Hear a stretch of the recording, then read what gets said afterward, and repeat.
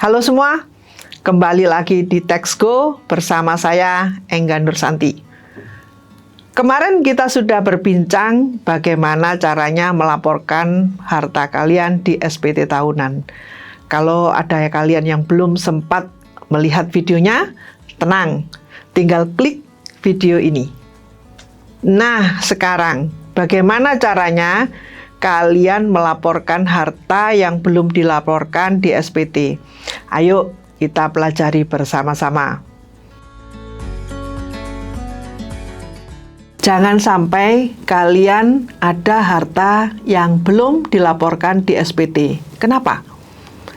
Karena menyembunyikan harta mengandung resiko buat cash flow kalian.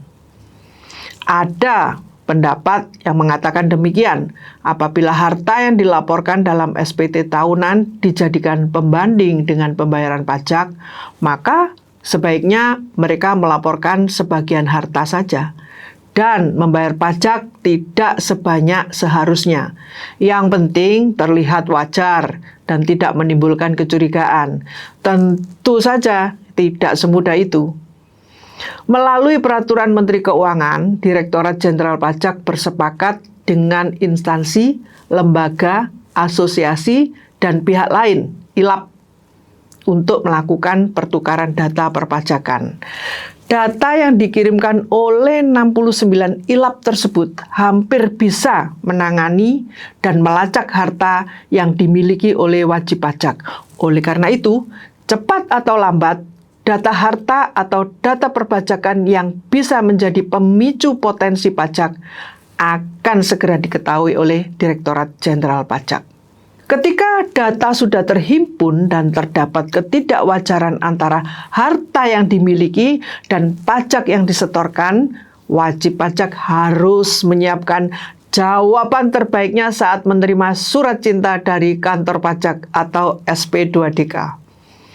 Kalau DJP menemukan data harta yang belum dilaporkan tersebut, terutama yang mengikuti program tax amnesty, maka harta tersebut akan dikenai PPh ditambah dengan sanksi sebesar 200% dan sanksi bunga berdasarkan keputusan Menteri Keuangan dengan suku bunga acuan ditambah uplift faktor 15%.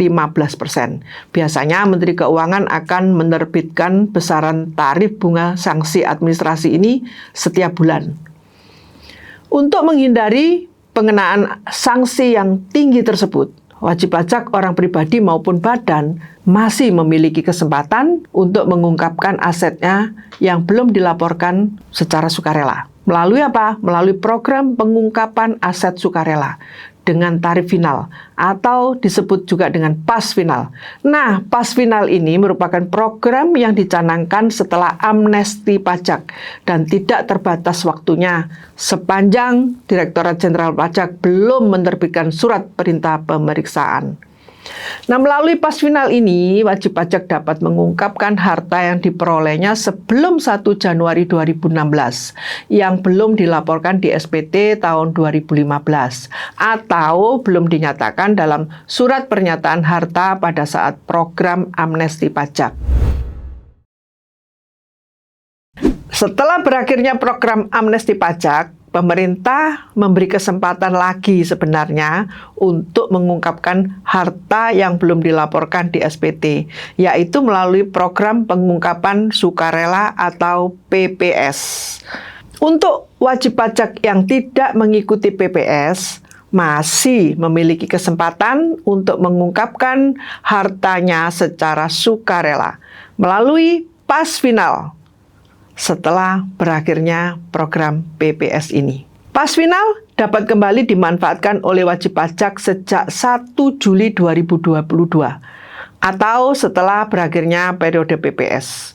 Meskipun tarifnya lebih tinggi dibandingkan PPS, namun pas final masih menjadi opsi terbaik bagi wajib pajak yang belum mengikuti PPS dan diketahui terdapat harta yang belum dilaporkan di SPT. Pada program pas final, terdapat 3 tarif yang berbeda, sesuai dengan Peraturan Pemerintah Nomor 36 Tahun 2017.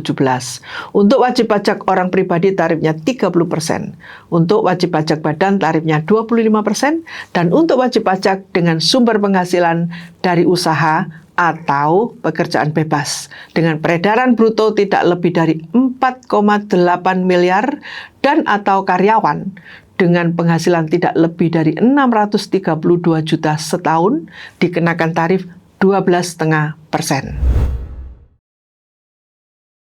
Jika suatu hari pemerintah mengeluarkan kembali aturan pengungkapan harta yang belum dilaporkan di SPT, saran Texco adalah sebaiknya kita mengikuti program tersebut. Jangan sampai dilewatkan. Nah, bagaimana? Apakah masih punya pertanyaan terkait pelaporan harta di SPT? Silakan tinggalkan komentar. Jangan lupa like, follow, dan subscribe Texco dan bunyikan lonceng biar kalian tidak ketinggalan perbincangan seputar perpajakan lainnya. Kita juga ada Instagram yang kalian bisa follow biar lebih tahu lagi tentang pajak di Indonesia. Sampai jumpa.